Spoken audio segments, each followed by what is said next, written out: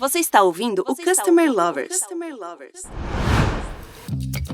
Olá pessoal, estamos começando o Customer Lovers. Eu sou o Leonardo, Head da High Academy, a primeira business school voltada exclusivamente ao tema Customer Experience. E eu, Diego Aquino, da High Platform. E o tema que vamos falar hoje é sobre a cultura centrada no cliente. Mas será que realmente é um grande diferencial para as empresas investirem nessa estratégia? Vocês já perceberam que as empresas mais admiradas pelos seus clientes são aquelas que têm uma cultura interna forte de colocar o cliente no centro da estratégia. São empresas que entenderam que o cliente é o seu maior ativo e se esforçam para desenvolver todas as ações e processos a favor dos clientes. Mas essa não é uma tarefa fácil, entregar experiências memoráveis em toda a jornada do consumidor. É preciso muita disciplina. É verdade, Léo. E essa máxima é válida para todos os mercados, principalmente aqueles que estão passando por momentos de forte concorrência. O mercado financeiro é um deles. Novas opções de empresas, principalmente as fintechs, estão apoiando toda essa evolução do mercado. Não adianta ter somente uma empresa olhando de fato para o cliente. É preciso que toda a cadeia envolvida esteja com um olhar bem atento para o cliente. Assim, ele vai conseguir realmente perceber a diferença na entrega da experiência. Dessa vez, convidamos para falar conosco o Fernando Valderrábano, presidente do DLL no Brasil e General Manager Latam, e Mariane Vasques, COO Brasil. O DLL é uma empresa global em Vendor Finance. Olá, Fernando. Olá, Mariane. Gostaria que vocês falassem um pouquinho sobre a história profissional de vocês. Muito obrigado, Diego e Leo. Eu sou Fernando, sou espanhol. Faz 30 anos que comecei a trabalhar no mercado financeiro e 23 anos que trabalho no DLL. Esses 23 anos tive a oportunidade de trabalhar no Brasil, na Argentina, nos Estados Unidos e na Europa, em diferentes funções. E faz 3 anos que tenho esta posição aqui no Brasil, no DLL e na América Latina. E eu sou a Mariane, uma apaixonada por esportes, engenheira química de formação. Trabalhei na manufatura por muitos anos e hoje estou atuando então no mercado financeiro. Sou atual COO do DLL Brasil, muito focada em processos, tecnologia, inovação e cada vez mais a melhoria da satisfação dos nossos clientes. Vamos começar falando de relacionamento com o cliente, né? O relacionamento com o cliente é hoje considerado um grande diferencial competitivo. Quais as principais razões para você pensar dessa forma, né? No mercado do DLL, ele faz realmente a diferença? Consegue trazer alguns exemplos para a gente? Pois é, o relacionamento com nossos parceiros é um diferencial competitivo muito importante para nós. A gente fornece financiamento de equipamentos e tem outros concorrentes no mercado que oferecem também esse financiamento. O grande diferencial é o jeito que a gente oferece esse financiamento, que é através de parcerias com fabricantes e distribuidores de equipamento. O nosso objetivo é que os nossos parceiros vendam mais e melhor, e então estamos muito integrados nos processos de vendas deles. Hoje, o DLL tem parceiros a nível internacional como a AGCO, Apple, Siemens, Philips, GE, e provavelmente todos vocês já usaram alguma vez um equipamento ou um software que esteja financiado pelo DLL. E é interessante porque nós não somos um banco que tem agências espalhadas pelo Brasil, onde às vezes essa presença física pode se tornar mais marcante e a gente realmente demonstrar mais forte essa questão do relacionamento, mas a gente acaba tendo uma capilaridade muito grande por todas as parcerias que a gente faz hoje por todo o Brasil, e a gente tem pessoas de campo visitando sempre muito perto. Mas não só isso, quem está dentro dos nossos escritórios também, a gente cuida que a gente tenha um tratamento e um atendimento muito personalizado que faz com que os nossos clientes, os nossos parceiros se sintam bem acolhidos, bem recebidos e a gente sempre trabalhando nas demandas deles. E isso a gente vê muito claramente nas nossas respostas de NPS. Hoje a gente tem mais de 1.000 respondentes por ano respondendo a nossa pesquisa.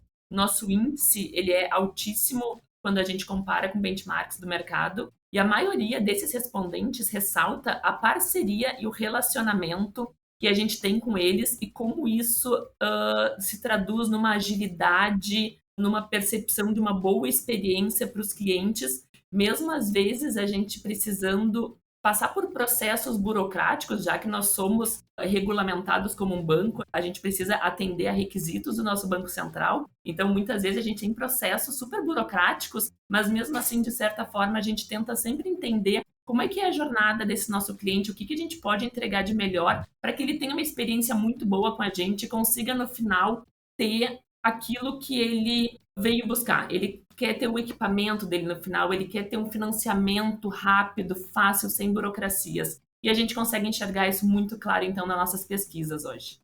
O mundo tem mudado na velocidade da luz. Novas tecnologias invadindo nossas vidas e mudando os nossos hábitos.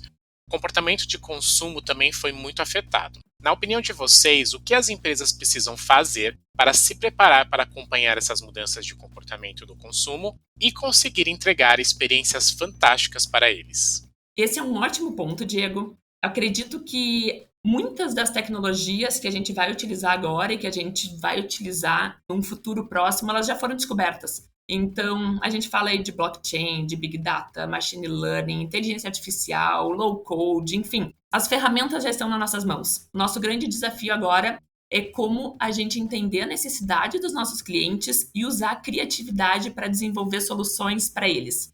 E aí vem o ponto de o que a gente, como empresa, precisa começar a se preparar.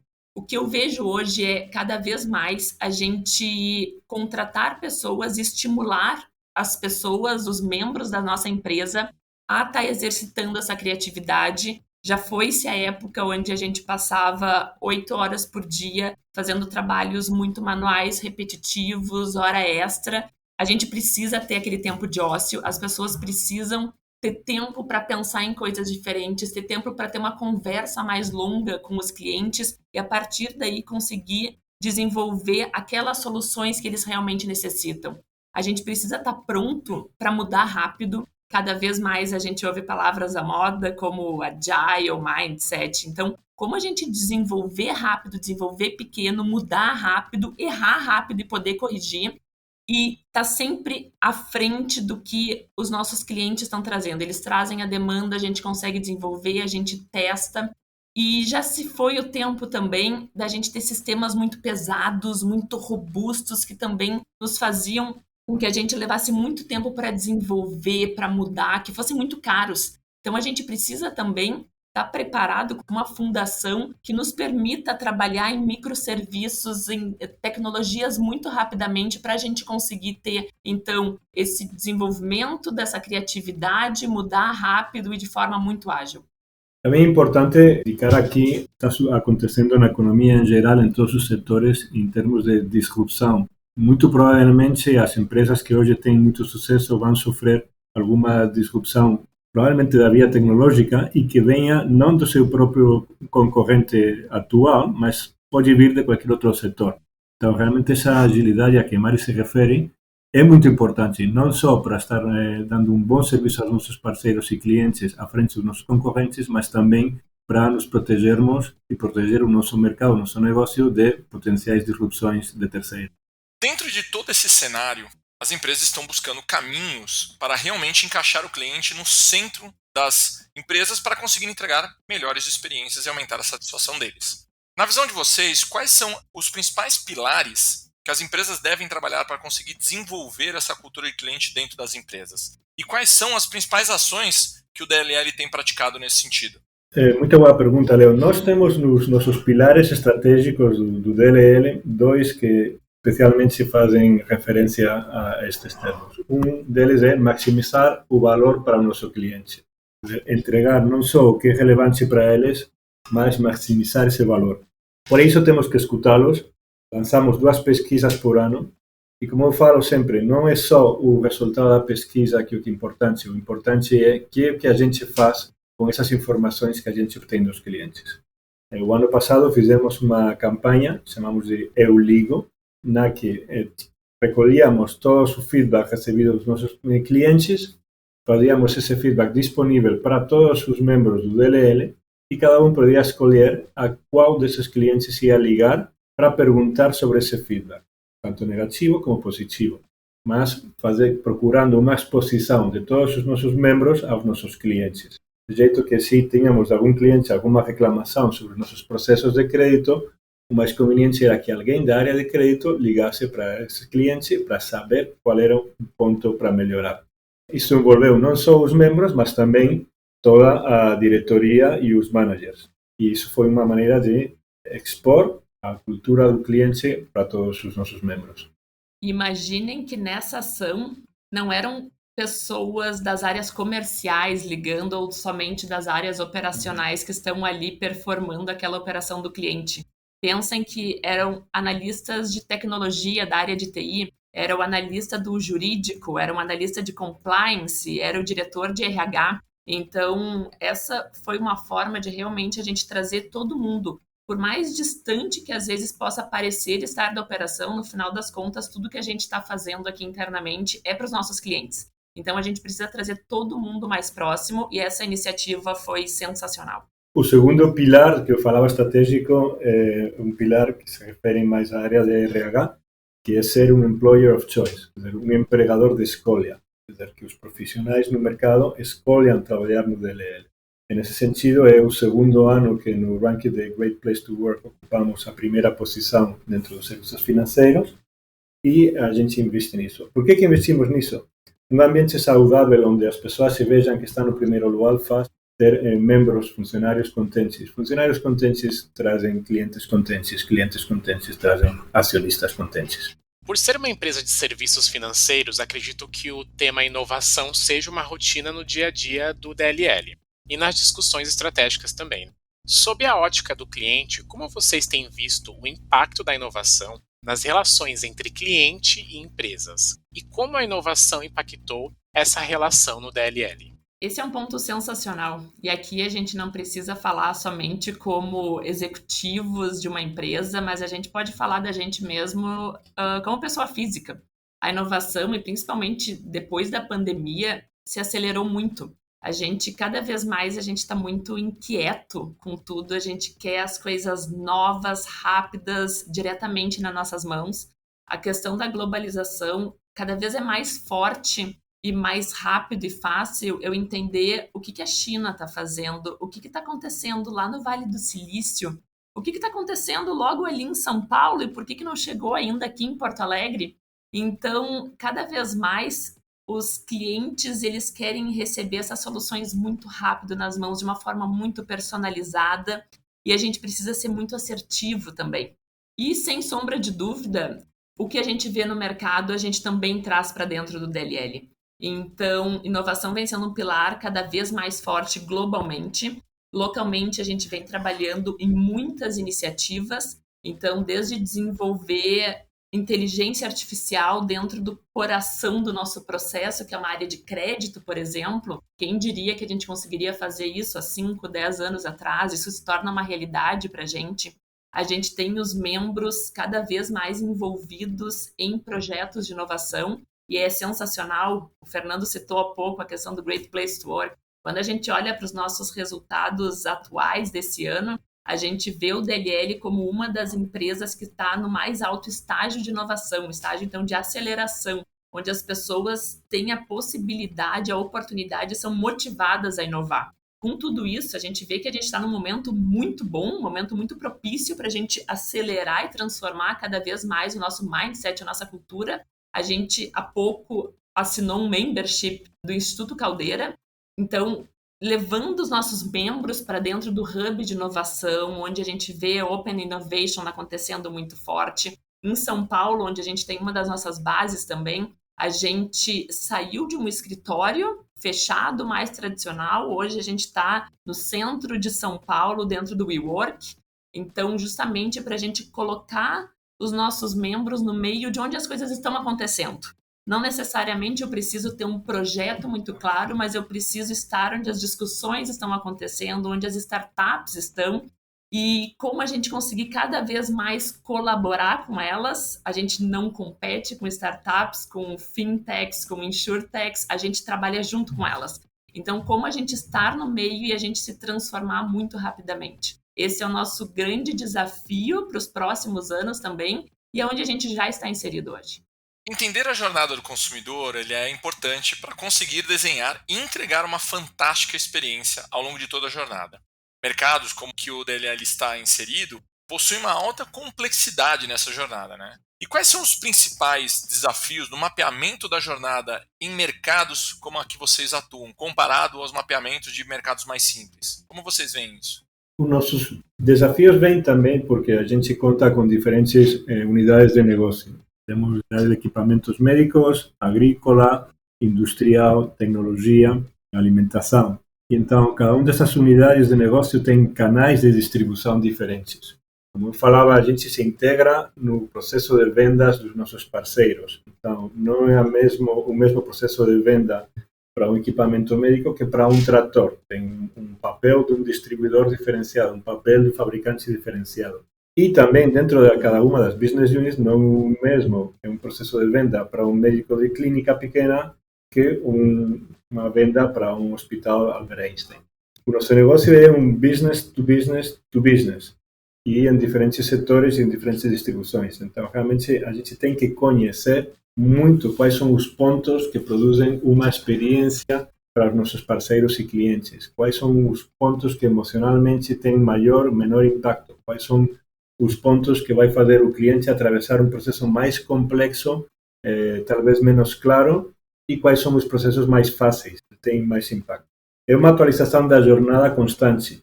Também porque os processos de venda estão mudando em todos os nossos setores.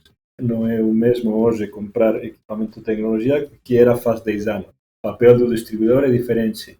As necessidades do cliente são diferentes e as expectativas dos clientes também são diferentes. Então, requer muito conhecimento. Isto nos leva também a não ter só uma especialização comercial, mas também uma especialização dentro das outras áreas de back-office no escritório. Uma especialização no operacional, uma especialização nas áreas de crédito, etc.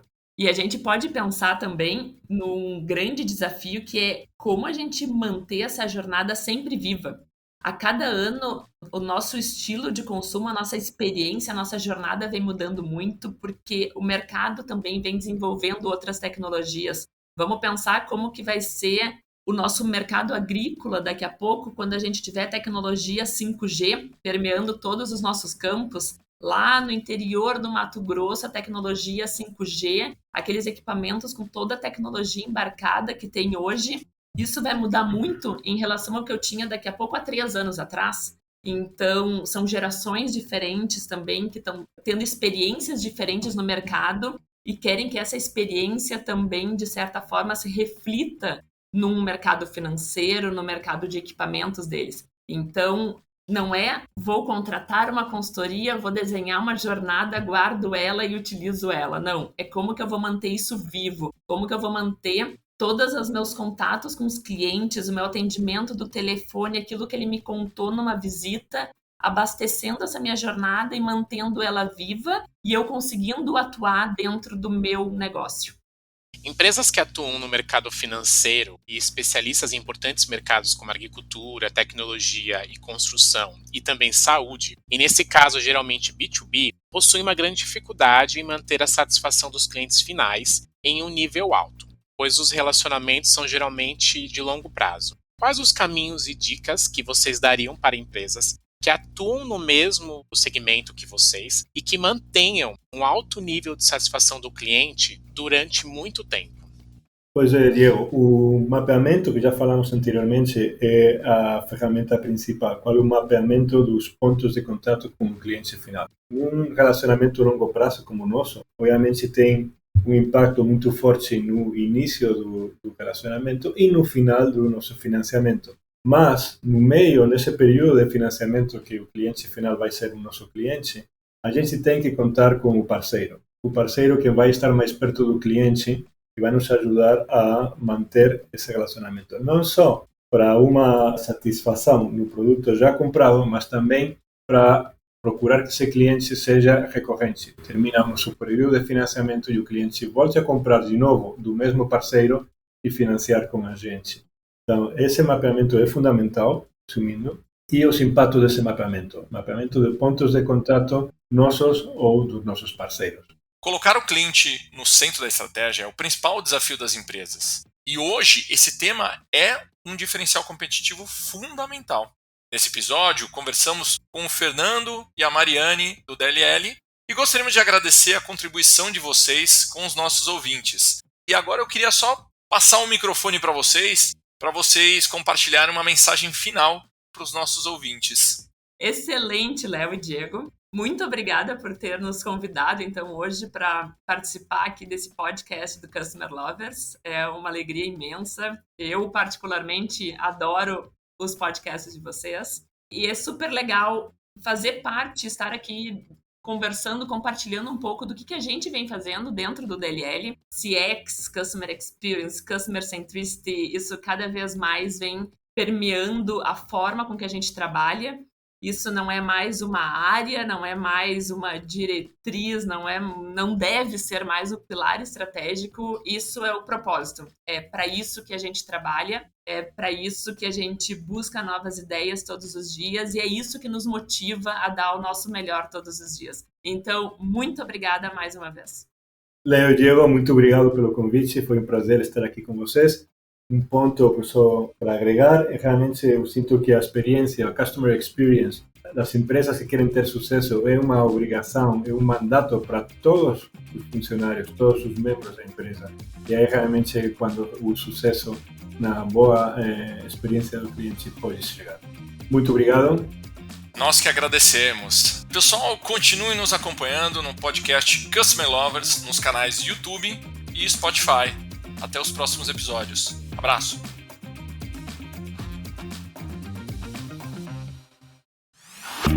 Você acabou de ouvir o Customer Lovers, o podcast da High Platform. Dá uma acessada no nosso Insta e se liga no conteúdo que rola por lá.